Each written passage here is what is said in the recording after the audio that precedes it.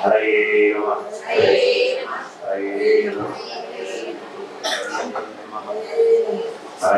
నమః హరే నమః హరే నమః హరే అంటూ హరే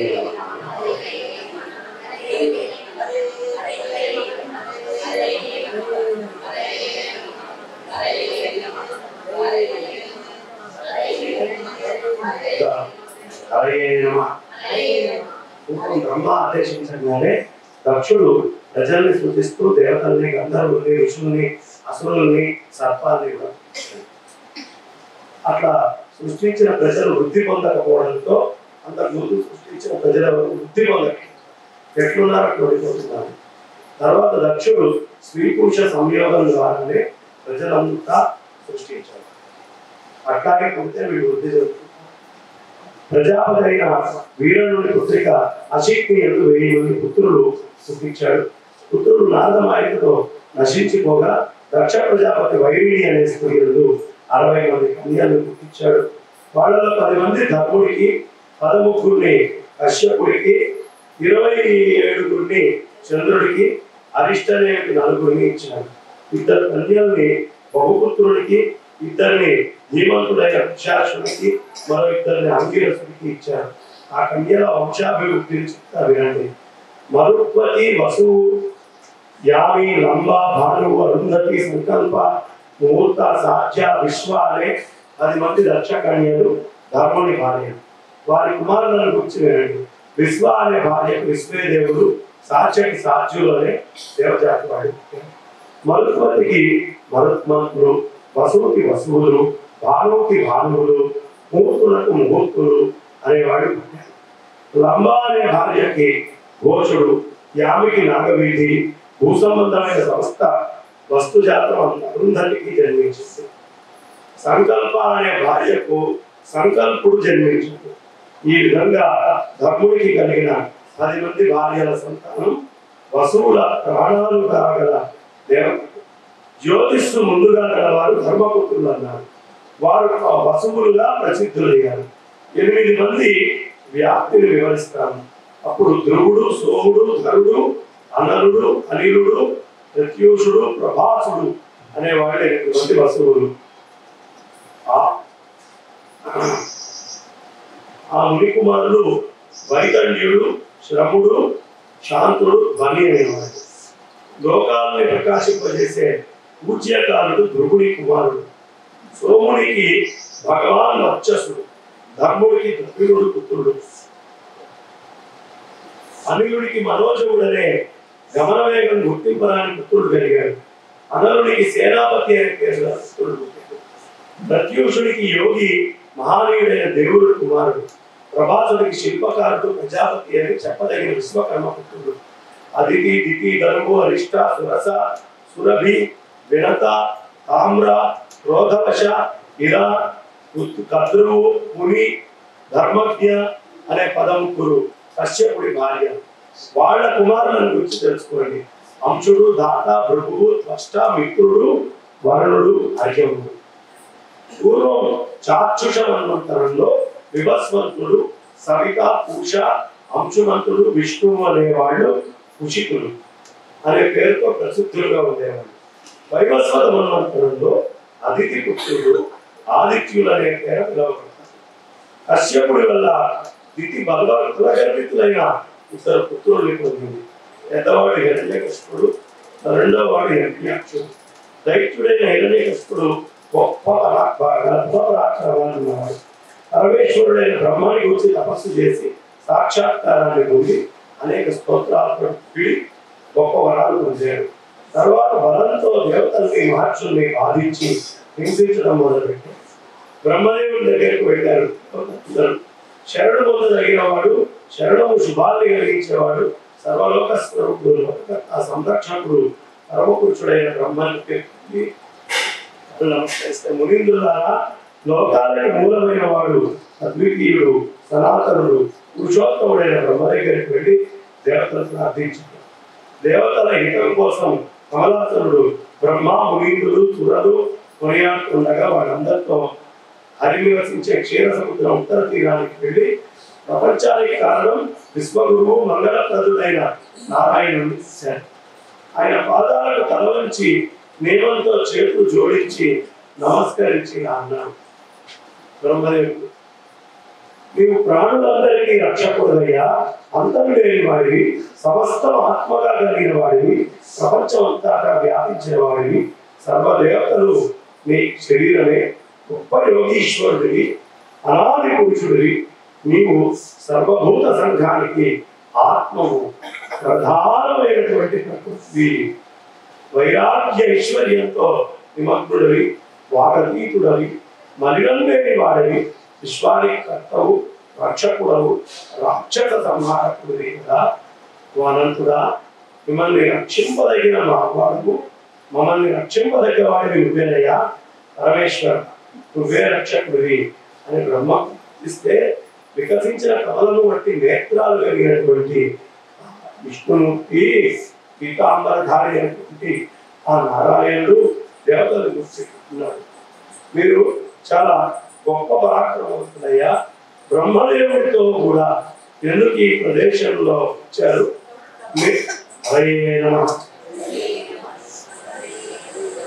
నేను మీకు ఏం పని చేసి పెట్టాలని ప్రశ్నించాను. అప్పుడు దేవతలు ఇచ్చినప్పటికే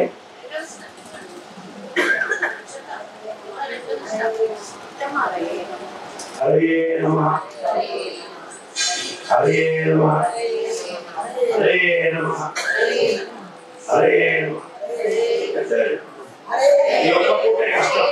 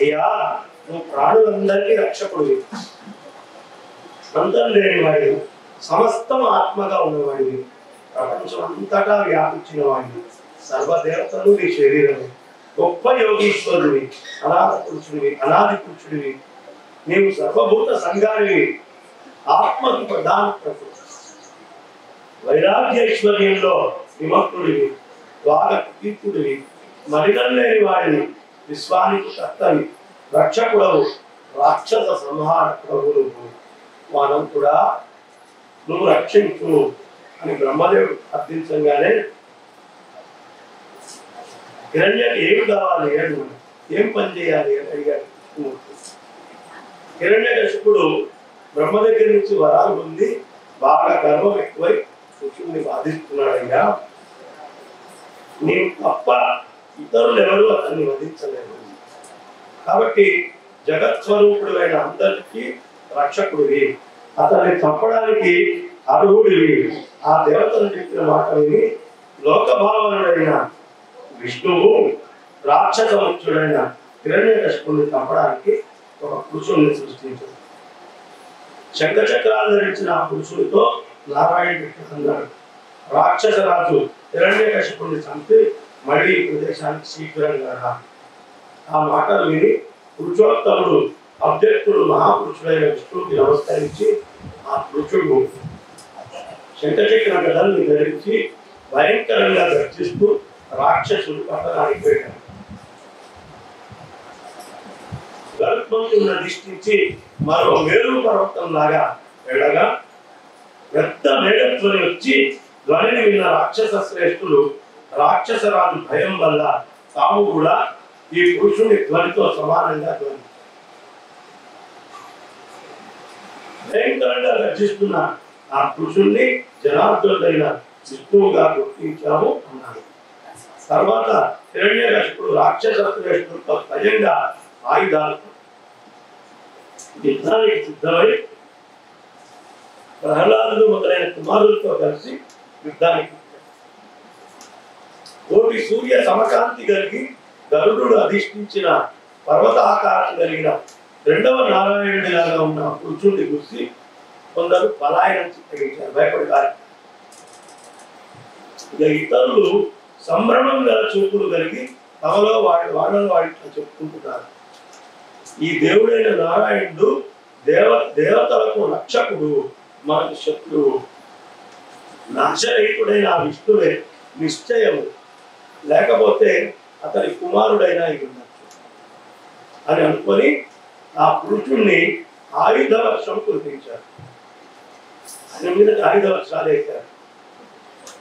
వాళ్ళ మీద మళ్ళీ ఈయన కూడా ఆ వేసిన శస్త్రాలన్నీ సులభంగా భగ్నం చేసి అక్షత గాత్రుడుగా ఒక్క దెబ్బ కూడా ఆయన కావట్లేదు.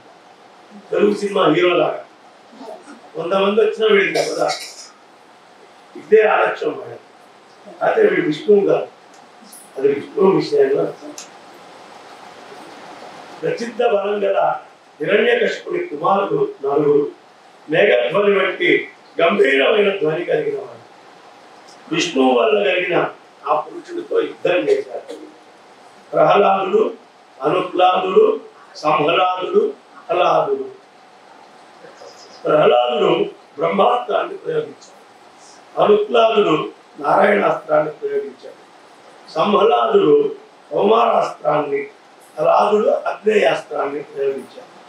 ఆ అస్త్రాలు నారాయణ సంభవుడైన ఆ పురుషుణ్ణి ఏమాత్రం చెల్లించలేకపోతే అతడు వాసుదేవుడైన విష్ణువు లాగానే హిరణ్యకశిపుని నలుగురు పుత్రుల్ని తన చేతులతో వాళ్ళ పాదాలు కట్టుకొని గిరా విసిరేసి కొట్టాడు, గర్జించాడు. తర్వాత ఆయన కుమారుల యుద్ధం నుండి దూరం పోగా హిరణ్యకశిపుడు స్వయంగా వాడే పాదంతో రొమ్ముపై బలంగా దండాడు. హిరణ్యకశిపు వల్ల అత్యంత బాధ పొందిన ఆ వైష్ణవ పురుషుడు చాలా బాధ కలిగింది. గరుత్మంతుడు అనుచరులతో కూడా అంతర్ధానమైపోయి నారాయణుడి సన్నిధికి శీఘ్రంగా వెళ్ళిపోయాడు. హరికి హిరణ్యకశిపు వద్ద జరిగిన విషయం అంతా వివరించాడు. అది విని సర్వజ్ఞానమయుడు నిర్మలుడై నారాయణుడు మనసులోంచి ఆలోచించుకొని సగం శరీరం మనుష్యుడిగా సగం శరీరం సింహానిదిగా గావించి నరసింహ రూపుడై కనపడకుండా వెళ్ళి హిరణ్యకశిపుడి పట్టణంలో అకస్మాత్తుగా సాక్షాత్కరించాడు. ఆ రూపంతో దైత్యదానవుడని మోహింపజేశాడు. దంష్ట్రాకరాళో యోగాత్మ యుగాంత దానోపమ సమారుప్యాత్మన శక్తిం సర్వసంహారకారికాం భాతి నారాయణో అనంతో యథా మధ్యం దినే రవి దృష్ట్వా నృసింహం పురుషం ప్రహ్లాదం జ్యేష్ఠపుత్రకం.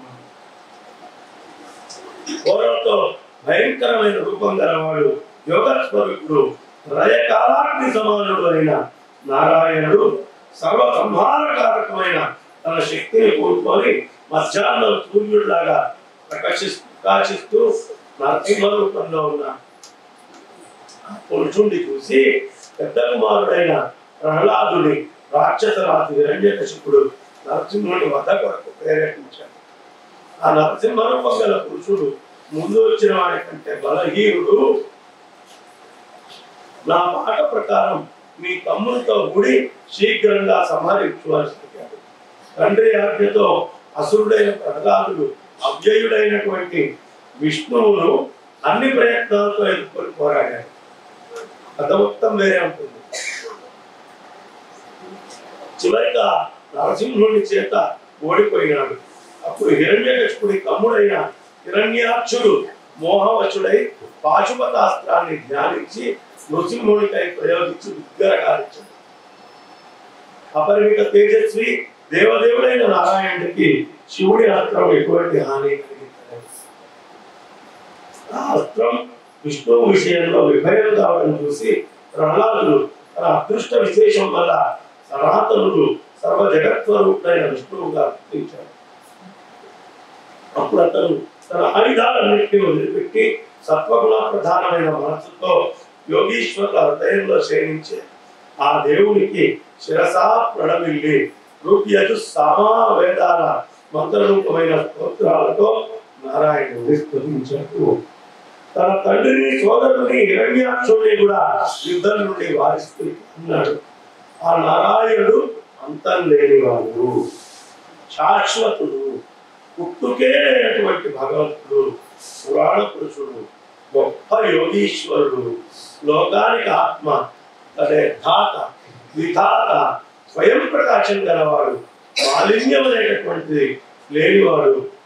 ఈ విష్ణువే ప్రధాన పురుషతత్వం, నాచంలేని మూల ప్రకృతి ఇతడే. సర్వ ప్రాణులను ఈశ్వరుడు అంతటా వ్యాపించి ఉన్నవాడు, గుణత్రయాతీతుడు. అలాంటి అవ్యక్త రూపుడు అవ్యయుడు అయిన అతనిని శరణు వేడండి అని ప్రహ్లాదుడు చెప్తే, దుష్టబుద్ధి కలిగిన హిరణ్యకశిపుడు స్వయంగా విష్ణుమాయామోహితుడై కుమారుడితో ఉన్నాడు. అల్ప పరాక్రమం నరసింహ రూపంలో ఉన్న ఈ పురుషుడు అన్ని విధాలా చంపదగిన వాడే. ఇతడు ఇప్పుడు మృత్యు ప్రేరితుడై మన భవనం ప్రవేశించాడు. తండ్రి మాటలు విన్న ప్రహ్లాదుడు నవ్వి గొప్ప బుద్ధి గలవాడై ఉన్నాడు. అయ్యా, సర్వపాలనకి ప్రభు, అద్వితీయుడు, అవ్యయుడు అయిన ఇతన్ని దూషించుకో. ఈ దేవుడు శాశ్వతుడు, కాలాతీతుడు, భగవంతుడైన మహాదేవుడు. విష్ణువు కారుడు ఎట్లా చంపగలడు? అతడే కాలస్వరూపుడు, కాల రూపాన్ని ధరించిన వాడు. ఈ మాటలు విన్న దుస్వభావుడైన హిరణ్యకశిపుడు కాలప్రేరితుడై కుమారుణ్ణి వారించిన శాశ్వతుడైన విష్ణువుతో యుద్ధం చేశాడు. కోపంతో ఎర్రనైనటువంటి నేత్రాలు గల ఆ విష్ణువు హిరణ్యాక్షుడి అన్య హిరణ్యకశిపుని అతని కొడుకు ప్రహ్లాదుడు చూస్తుండగానే గోళ్ళ చీల్చి చంపేశాడు. హిరణ్యకశిపుడు చావగానే బలవంతుడైన హిరణ్యాక్షుడు భయంతో కుమారుడైన ప్రహ్లాదుని అక్కడే వదిలిపెట్టాడు. అనుహ్లాదుడు మొదలైన ఇతర కుమారుడు వందల కొలది రాక్షసులు కూడా నరసింహుడి శరీరంలో సింహాలలాగా యమలోకాన్ని చేరుకున్నాడు. తర్వాత విష్ణువు భయంకరమైన ఆ రూపాన్ని ఉపసంహరించాడు. నారాయణుడనే పేరు గల తన పరమ రూపాన్ని పొందాడు. భగవంతుడు నారాయణుడు వెళ్ళిపోగా రాక్షసోత్తముడైన ప్రహ్లాదుడు హిరణ్యాక్షుడి అనురూపమైన పట్టాభిషేకంతో ప్రభువుని చేశాడు. తర్వాత హిరణ్యాక్షుడు యుద్ధంలో దేవతల్ని జయించి మున్నని కూడా బాధించాడు. శంకరుడిని గురించి తపమాచరించి అంధకుడనే కుమారుడిని పొంది దేవేంద్రుడితో కూడా దేవతల్ని జయించి ఈ భూమిని అంత చెందించాడు. వేదాలని పాతాళానికి తీసుకెళ్లి కాంతిహీనాలని చేశాడు. తర్వాత దేవతలందరూ బ్రహ్మతో వాడిన ముఖాలు వేసుకొని విష్ణువు నివాసం వైకుంఠానికి చేరి ఈ విషయాన్ని వినియోగించుకున్నాడు. ఒక్కసారి నారసింహావతారం వచ్చిన సందర్భంలో అక్కడ ఉన్నటువంటి విష్ణుమూర్తికి, విష్ణు స్వరూపుకి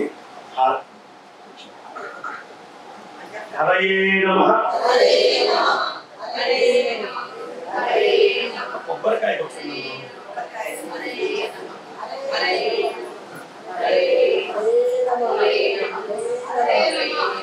భాగవతం అయితే నరసింహోత్సవం వచ్చేస్తారు. చెప్తుంటే లోపలికి వచ్చేస్తాడండి. అప్పుడు దగ్గరకు వచ్చి హారతి ఇవ్వకూడదు, దూరం నుంచి హారతి.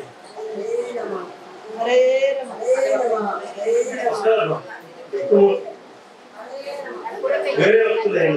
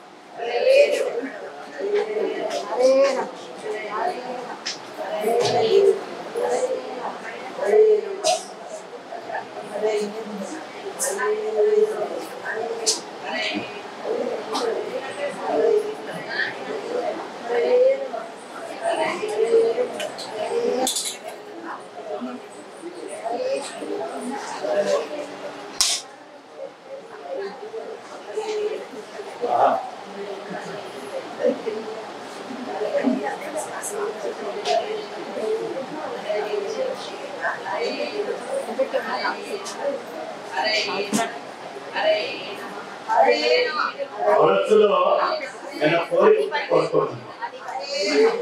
పట్టు చూసుకొని నరసింహస్వామి గారు చెప్పుకున్నప్పుడు ఆయన వచ్చిన తర్వాత ఈ ప్రపంచంలో మొట్టమొదటి ఒక మనిషి కోసం వచ్చి ఉద్ధరించినటువంటి అవతారం ఏదైనా ఉంది అంటే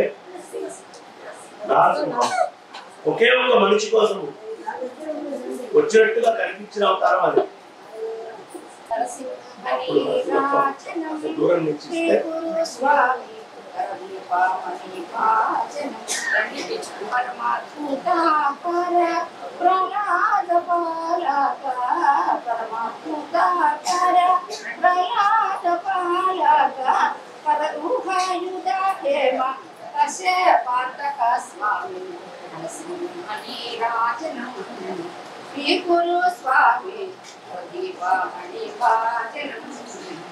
लक्ष्मी प्रिय परंडा करदृता चक्रा ललिता बोदंडा उठिस्तावे दंडा गुणमाणिक्य करंडा उठिस्तावे दंडा गुणमाणिक्य करंडा संक्षेण विहितुंडा श्रौष्टादीपित गंडा नरसिंहनि राजनमो श्री गुरु स्वामी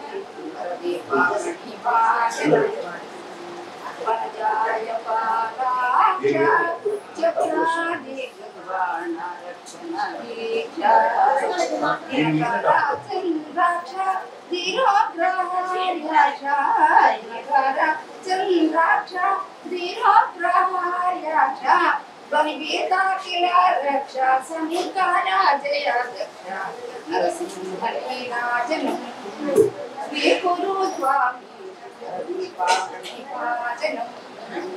वनजाय पादाक्षा चक्रादि भगवाना रक्षण परगे मामणिभूषा श्री सुंदरिला वासमासिता कोशा करुणेन्द्र सुमनीषा गंभीर मृदुभाषा नरसिंह बुधतोषा नाना लक्षण पेशा नरसिंहनि राजनमो श्री गुरु स्वामी दीपामणि भाजनमो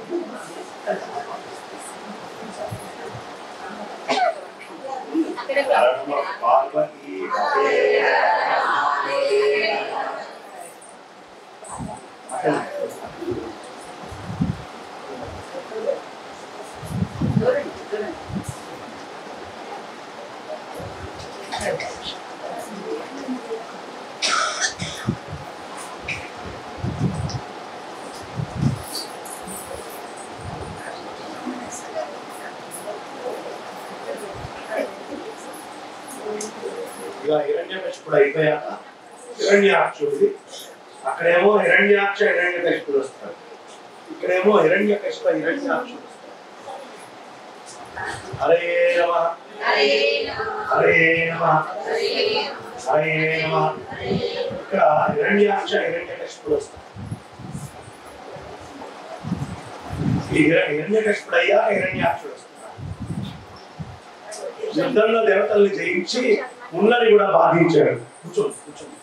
హరే నమః హరే నమః హరే నమః. ఇక శంకరుడి గురించి తపస్సు చేశాడు. అంధకుడు అనే కుమారుని పొందాడు. దేవేంద్రుడితో కూడా దేవతల్ని జయించి ఈ భూమికి అర్థ చెందించాడు. వేదాలని పాతాలని తీసుకెళ్ళాడు. కార్తీవీహనాన్ని చేశాడు. తర్వాత దేవతలందరూ బ్రహ్మతో కూడా వాడిన ముఖాలతో విష్ణువు నివాసం వైకుంఠానికి వెళ్ళారు. విష్ణువుకి ఈ విషయాన్ని చెప్పారు. అప్పుడు నారాయణుడు చంపడానికి తగిన ఉపాయాన్ని ఆలోచించాడు.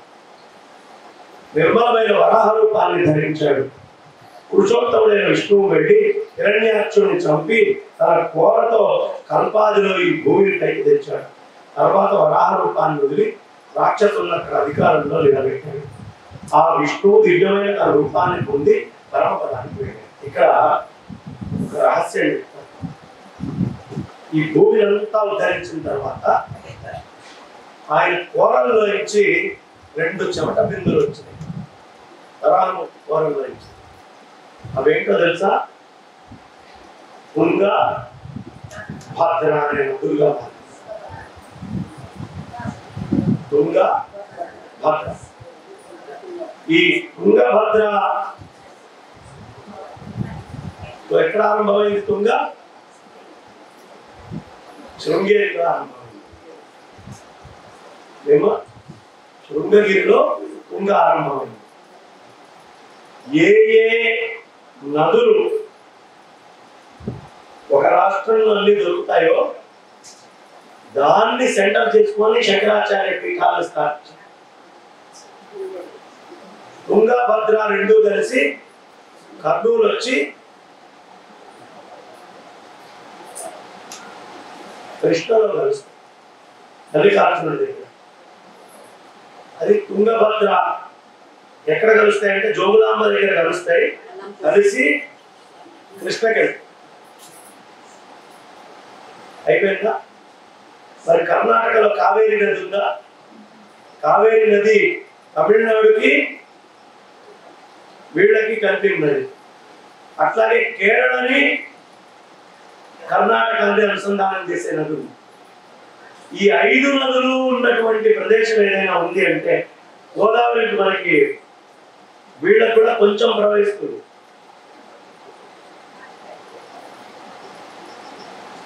ఆ పర్వతం ఉంది కదా, ఏది మన మలయాచలం. మలయాచల పర్వతానికి సంబంధించిందే గోదావరి, బ్రహ్మగిరి. అందుకని ఆ మలయాచల ప్రాంతాన్ని కూడా ఆంధ్ర కిందే లెక్కించారు. కృష్ణ గోదావరి మధ్య అని చెప్పుకునే ప్రతి వాళ్ళు శంకరాచార్యులు పెట్టినటువంటి శృంగేరి పీఠ పరంపరలో వస్తారు. కావేరి నది దగ్గర ఉండేవాళ్ళు, కూగ దగ్గర ఉండేవాళ్ళు, వాళ్ళందరూ కూడా శృంగేరి. అదంతా చూసి శృంగేరిని కర్ణాటకలో పెట్టారు. తెలుగు మాట్లాడే వాళ్ళందరూ కూడా ఆ పీఠానికి వస్తారు. దీంట్లో విశేషము విచిత్రము ఎంత ఆలోచించి శంకరాచార్య వారు శంకరామ నాయకు పీఠ ప్రతిష్ఠ చేశారు. ఈ ప్రపంచంలో అంత పెద్ద సంస్థ ఇంకోటి లేదు. అన్నిటికంటే గొప్ప సంస్థ ఏదో తెలుసా అమ్మ? బ్రాండ్. ఈస్ట్ ఇండియా కంపెనీ వాడు వచ్చాడు. 200 ఏళ్ల చిల్లర అయిపోయింది. విజయనగర రాజులు అంటూ వచ్చారు, 300 ఏళ్ళు ఉన్నారు. శాతవాహనులు వచ్చారు, చాళక్యులు వచ్చారు, చోళులు వచ్చారు. చాళక్యులతో వచ్చారా లేదా? గుప్త సామ్రాజ్యం అంతా మౌర్యులు. ఇటు నుంచి చాళక్యులు, చోళులు అందరూ వచ్చారు. అవి ఏవి 500 ఏళ్ళకి మించి లేవు. నవాబులు వచ్చారు, సుల్తాన్లు వచ్చారు, ఎవరు లేరు. శంకరాచార్య గారు ఒక పీఠాన్ని పెట్టి 1000 సంవత్సరాలైనా ఉంది వాడు సార్వభౌమ. అవిచ్ఛిన్న గురు పరంపర ఎప్పటిదాకా విచ్ఛిన్నంగా, ఈ భూమి మీద విచ్ఛిన్నం కాకుండా పూజలు జరుగుతున్నా, పూజలు చేస్తున్న ఏకైక ప్రదేశం శృంగేరి. విచ్ఛిన్నం కాలేదమ్మా, దాడులు కాలేదు, ఎవరు దాడి చేయలేదు. దాడి చేద్దాం అనుకునే వాళ్ళకు కూడా వాళ్ళ మీద దాడి అయింది తప్ప పీఠాన్ని చేయలేదు. ఎన్ని దాడులు జరిగినా అక్కడ పూజలు ఆగదు. ఎంతమంది ప్రయత్నించినా అక్కడ పూజలు ఆగదు. కాబట్టి అవిచ్ఛిన్న గురు పరంపర ప్రాప్త. హరే నమః హరే నమః. ఎవరిక్కడ ఉండాలన్నా ఎంతసేపు? ఇంకా 1 అవర్ ఉంది. ఇంకా ఎక్స్ట్రా చెప్పు కూడా ఉంది. ఇప్పుడు పూజిస్తూ ఆనందంగా ఉన్నాడు. అలా రాజ్యం శత్రురహితమైంది. ప్రహ్లాదుడు తన ఇంటికి వచ్చిన బ్రాహ్మణుడితో దేవతల మాయ కారణంగా ఒకసారి మాట్లాడలేదు. ఆ తాపసి మోహితుడైన ప్రహ్లాదుడిచ్చి అవమానింపబడ్డాడు. ఓ బ్రాహ్మణ్ణి తెలియకుండా అవమానించాడు. ఆ బ్రాహ్మణుడు కోపంతో కళ్ళు ఎరుపెక్కగా రాక్షస రాజైన ప్రహ్లాదుడిని శపించాడు. నీ బలం కారణంగా బ్రాహ్మణులు నేను అవమానిస్తున్నావు, వైష్ణవమైన నీ శక్తి నశించుకోవుగాక అని పలికి బ్రాహ్మణుడు ఆ ప్రహ్లాదుడి ఇంటి నుండి శీఘ్రంగా వెళ్ళిపోయాడు. తర్వాత రాక్షసరాజు రాజ్యకార్యాల్లో పడి మోహాన్ని కలిగి విష్ణువుని లెక్క పెట్టడం మానేశాడు. తండ్రి హత్యను గుర్తు చేసుకొని హరిపై కోపాన్ని తెచ్చుకున్నాడు. ప్రహ్లాదుడికి హరి మీద కోపం వచ్చింది.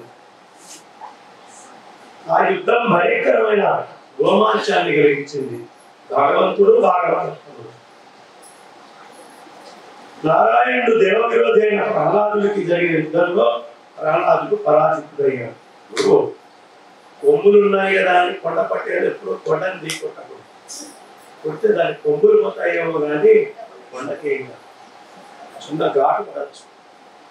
ప్రహ్లాదుడు పూర్వ సంస్కార విశేషం వల్ల పరమ పురుషుడైన విష్ణువుని యందు భక్తిపూర్వక జ్ఞానాన్ని పొంది శరణ్యుడైన నారాయణుడి నుండి శరణు పొందాడు. తెలంగాణ ప్రాంతాన్ని బాగా అనుగ్రహించేది. ఒక పక్కన మహాకాళి, మహాలక్ష్మి, మహాసరస్వతి, ఒక పక్కన పరమేశ్వరుడు, ఇంకో ఏమో మొత్తం నరసింహస్వామి అనుగ్రహం విశేషంగా ఉంటుంది. సాధారణంగా నరసింహస్వామి కొండ గుహల్లో ఉంటాడు. కొండ గుహల్లో ఉంటాడు. సుందరుడు అన్నట్టు లేడు.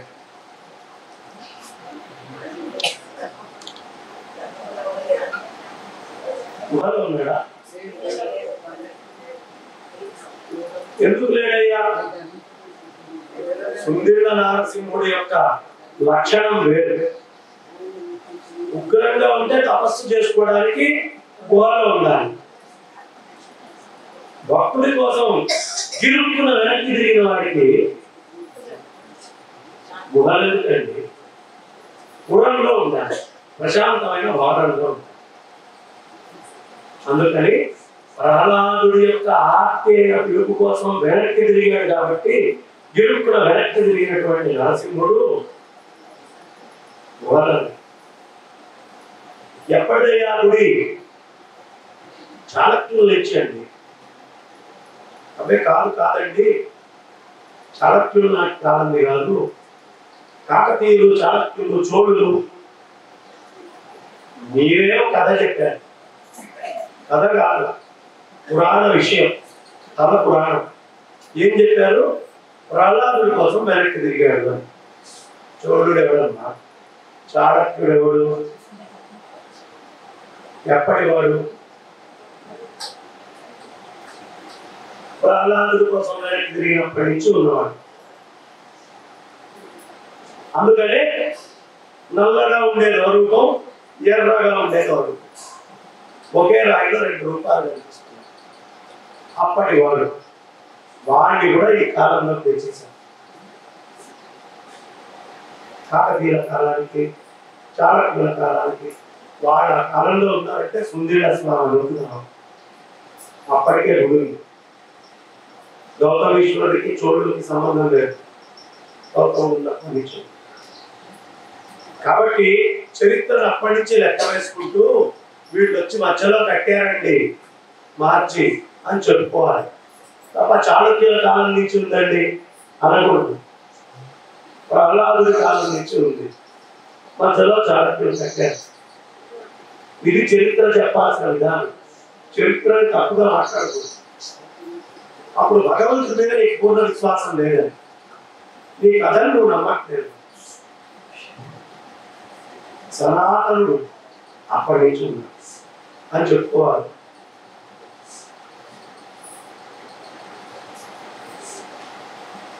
అప్పటి నుంచి ఆయన చక్కగా అసుర శ్రేష్ఠుడై పురుషోత్తముడైన నారాయణుడు మళ్ళీ భక్తి కలిగి చక్కగా రాజ్యాన్ని పాల్తూ ఉన్నాడు.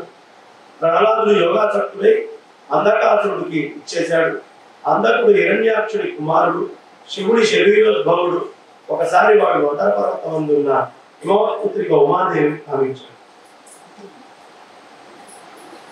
అమ్మవారు అమ్మవారు అమ్మవారు అని ధ్యానం చేస్తారు, కానీ అమ్మవారు ఉన్నటువంటి ప్రత్యక్షం అంటే కామిస్తారు. అందుకనే కాడిగా కనిపిస్తే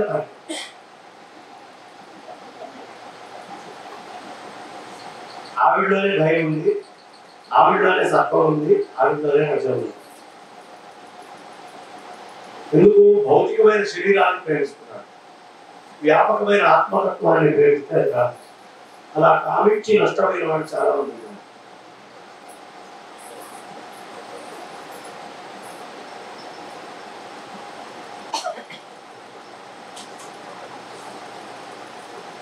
మా వంశంలోనే మా తాతగారు అన్నయ్య జనార్దనుడు, జనార్దనుడు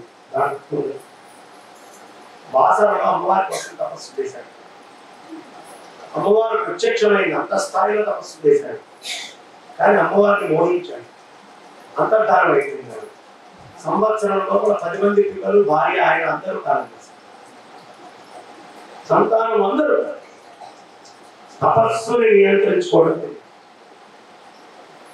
మా వంశంలోనే బంగారయ్య శర్మ అని ఆయన ఉంది.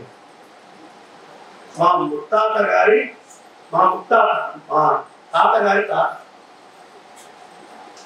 ఆయన 8 ఏళ్ల వయసు ఉన్నప్పుడు చక్కగా నాకు ఒక క్షేత్రంలో రోజు నివేదన పెట్టేటువంటి పూజ బ్రాహ్మణ చేసిన నివేదన మా ఇంటి చేయాలి. 7 ఏళ్ల పిల్లవాడు రోజు అన్నం పెట్టేవాడు దేవుడు. వాళ్ళ నాన్న వాళ్ళందరూ పెట్టుకునేవాడు. ఓ రోజు ఊరెళ్తూ 7 ఏళ్ళకి ఇప్పుడున్న తిరిగితేటం లేవు పాపం. వాళ్ళ నాన్న వాళ్ళు ఊరెళ్తూ అది ఒకరైనా ఆయన కొత్త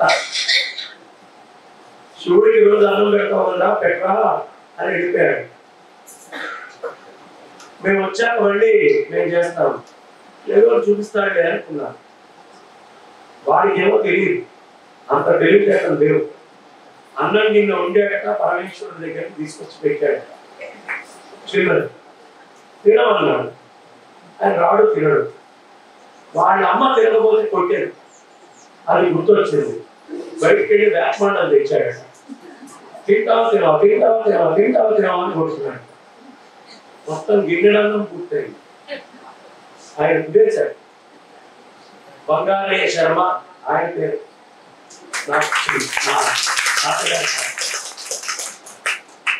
ఆయన కొట్టాడేమో. ఇప్పుడు మీరందరూ ఇలా నిన్ను కొడితే బాగుండు, దేవుడిని కొడతావా అన్నట్టు కొట్టారు. కాబట్టి అట్లా వంశ చరిత్ర అనేది కూడా మనకి తెలుసుండాలి. మన వంశాల్లోనే, మీరందరి వంశాల్లో కూడా ఇలాంటి మహాత్ములు, మహానుభావులు ఉన్నారు. ప్రతి వంశంలో ఉన్నారు. ప్రతి ఋషి తపస్సు చేసిన వంశంలోనూ ఇలాంటి వాళ్ళు. ఆ బంగారయ్య ఎంత అమాయకుడు అయ్యాడంటే, వాడికి పెద్ద అయిన తర్వాత కూడా అమాయకత్వం పోలేదంట. ఆ ఊరి కరణం గారు, నీకు ఇంత కొబ్బరి ఇస్తా, ఒక్కడే కొడుకాడు, ఇన్ని వేరుశనగ పప్పులు ఇస్తా, ఇంత బెల్లం ఇస్తా, నువ్వేం చేయొద్దు ఇట్లా అన్నాడు. ఆయన అట్లా అన్నాడు. 100 ఎకరాలు పోయింది, మాది 100 ఎకరాల భూమి పోయిందను. ఏం లే, అంత కొబ్బరి, అంత బెల్లం, అంత వేరుశనగ పప్పులు ఇస్తాయి.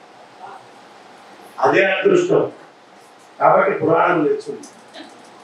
ధర్మం ఉంది, డబ్బులు ఉంటే ఎక్కువగా ధర్మం ఉండదు. దాని మీద యావ ప్రేమ ఉన్న వాడికి ధర్మం తినదు. ఎంత ప్రేమ డబ్బు మీద అధికమైతే అంత పరమాత్మ మీద యావ తగ్గుతూ ఉంటుంది. ఎంత ఒక రూపాన్ని ఎదుగుగా కనిపిస్తే ఇష్టపడతామో అది కామంగా మారి భగవంతుడి మీద అంత భక్తి శ్రద్ధ కలుగుతుంది. ఎంత పరిమాణ మాటలు వింటామో అంత భగవంతుడి మీద శ్రద్ధ తగ్గుతూ ఉంటుంది. ఎంత పరిమాణ మాటలు మాట్లాడుతూ ఉంటామో అంత భగవంతుడి మీద శ్రద్ధ తగ్గుతూ ఉంటుంది. ఎంత స్పర్శ కావాలి ఆనందమైన అని కోరుకుంటామో అంత భగవంతుడి మీద శ్రద్ధ తగ్గుతూ ఉంటుంది. ఈ 5 రకాల మోసపోతుంది. ఒక్కొక్క దానితో ఒక్కొక్క పురుగు మోసపోతుంటే 5 తోటి మోసపోతుంది.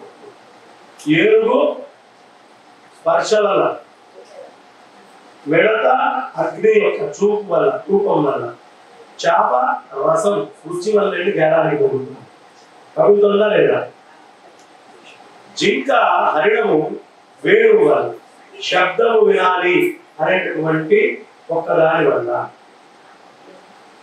మిడత గంధం వల్ల తామర పువ్వులో పోయి అని ఆ వాసనకి లోకిపోయి పోతుంది, రాత్రి అది గుచ్చుకుపోతుంది, ఏదో వచ్చి లటక్కని పీకుతుంది, అందులోనే ప్రాణం వస్తుంది. ఒక్కొక్కటి ఒక్కదాంతో పోతున్నాయి. 5 ఉన్నాయి కదా, 5 ఉంటే మనం పాలిస్తుంది ఏంటి? ఆ 5ని నియంత్రణ చేసుకోవాలి. ఆ 5 నియంత్రణ అయిపోయింది అని చెప్తున్నారు. ఇక ఈ అంధకుడు అనేటటువంటి వాడు వచ్చాడు, శివుడి శరీరం నుంచి పుట్టినవాడు. వాడు దారుకావనంలో బృహత్తులైన వేల మంది మునులు ఈశ్వరారాధనకై తపస్సు చేస్తుండేవాడు. కొంతకాలానికి ప్రభావంతో దాట శక్యంగాని ప్రాణులను నశింపజేసే భయంకరమైన కరువే. అప్పటికప్పుడు ముందందరూ చేరి తపస్సులో నిధి అయిన గౌతముని ఆశ్రయించాడు. ప్రాణాలను నింపే ఆహారాన్ని ఇవ్వని యాచించాడు. దారకావనంలో వస్తే అక్కడి నుంచి ఇక్కడికే వచ్చింది ఈ కథ అంతా. మీ మంథని కథ. ఇప్పుడు నేను చెప్తున్న కథ పూర్వ పురాణంలో మంథనికి సంబంధించినటువంటి కథ. ఈ మంత్రపురికి సంబంధించినటువంటి కథ పూర్వ పురాణంలో. ఆ గౌతముడు వాళ్ళకి రుచికరమైన అన్నాన్ని కావాల్సినంత పెట్టించాడు. ఇక్కడ 10,000 రూపాయలు కావాలి, ఆ ప్రాజెక్ట్ ఇవ్వండి అంటే ఎవడు ఇవ్వడు. ఆ పనికి ఒక 10,000 ఉంటే ఇస్తారా? మీరు అన్నం పెట్టాలంటే 25,000 అవుతుంది. మీరు దాని అన్నం పెట్టమా అంటారు. చాలా మంది మానసిక స్థితి ఇలాగే ఉంటుంది. 500 రూపాయలు ఇవ్వడానికి 100 సార్లు ఆలోచిస్తారు. 5,000 రూపాయలైనా అన్నం పెడతారు. గౌతముడు అడుగుతున్నాడు, మీ శక్తి కాదు. కాబట్టి ఆ బ్రాహ్మణుడు ఎక్కడి నుంచి బ్రాహ్మణుడు వచ్చినా మిగతా చోట్ల అన్నం లేదంటాడేమో కానీ ఇక్కడ లేదు అన్నాడు. అనుమానం లేకుండా ఆనందంగా భోజనం చేశాడు. 12 ఏళ్ల పాటు ఇది జరిగింది. 12 ఏళ్ల పాటు అన్ని గోత్రాలు చాలా మందికి, ఋషులకి, తపస్సంపన్నులకి అన్నం పెట్టిన ప్రదేశం. ప్రళయకాలంలో శంకరుడు కనిపించే విధంగా గొప్ప వర్షం కురిసి ప్రపంచం అంతా ఎప్పట్లాగా అయింది. తర్వాత మునులందరూ పరస్పరం ఆలోచించుకొని గౌతమ మహర్షి దగ్గరికి వెళ్ళి ఇళ్ళొస్తామని పలికి గౌతముని కొంతకాలం ఆ ఇంట సుఖంగా ఉన్నామని నివసించమని పిలిచి వెళ్ళిపోయాడు. వారి ప్రయాణాన్ని నిలిపివేశాడు. తర్వాత ఆ మునులు తొందరగా వెళ్ళాలని మాయతో నల్లని గోవుని సృజించాడు. మహాత్ముడైన గౌతముని వద్దకు పంపించారు. గౌతముడు దాన్ని చూసి దయగలిగి కాపాడాలనే ఆసక్తితో దాన్ని పశువుల పాకలో గట్టి వేశాడు. ఆ ముని తాకగానే గోవు మరణించింది. దాని మరణంతో గౌతముడు దుఃఖపడి ఏం చేయాలో తెలుసుకోలేని స్థితిలో ఉన్నాడు. అప్పుడు ఆ మునులు ఋషితో ఇట్లా అన్నారు, ఓ బ్రాహ్మణ శ్రేష్ఠ, గోవధం కలిగిన పాపం నీ శరీరాన్ని అంటి ఉన్నంత వరకు నీ అన్నం మేము తినకూడదు. వాళ్ళని ఎవరి పట్ల బ్రాహ్మణుడు వచ్చి ఒకసారి అన్నం పెట్టావు, వాడికి ఇబ్బంది అయింది, తాంబూలం వచ్చావు, నేను వెళ్ళిపోతా అంటే పోనీయకపోతే మాయ వస్తుంది. మాయా గోవు చచ్చిపోయింది.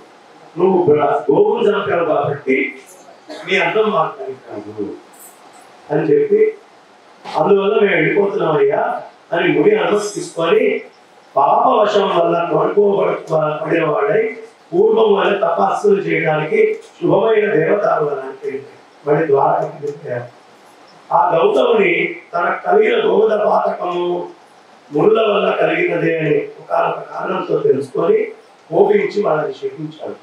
ఆ ముళ్ళు వేదత్రయానికి దూరులై మహాపాపాలు చేసిన వారితో సమానం కాగలరు అని ఆ శాపం కారణంగా ముళ్ళు అనేక మార్లు పుడుతూనే ఉన్నారు. వాళ్ళందరూ దేవదేవుడైన శంకరుని విష్ణువును కూడా చేరి అంతటా వ్యాపించి ఉన్న వారిని ఎంగిలి పడ్డ వారి వలె లౌకిక స్తోత్రాలతో కొనియాడు. అప్పటిదాకా మానవ మాత్రుల్ని గురించి అలవాటు తక్కువ. ఈ విధమైనటువంటి శాపం గౌతముడు పెట్టిన తర్వాత మనుష్యుల్ని పొగట్టం మొదలుపెట్టారు. ఎవరైనా సరే బాగా మనుష్యుల్ని పొగుడుతున్నారు అంటే గౌతమ శాపం పీడలో ఉంది.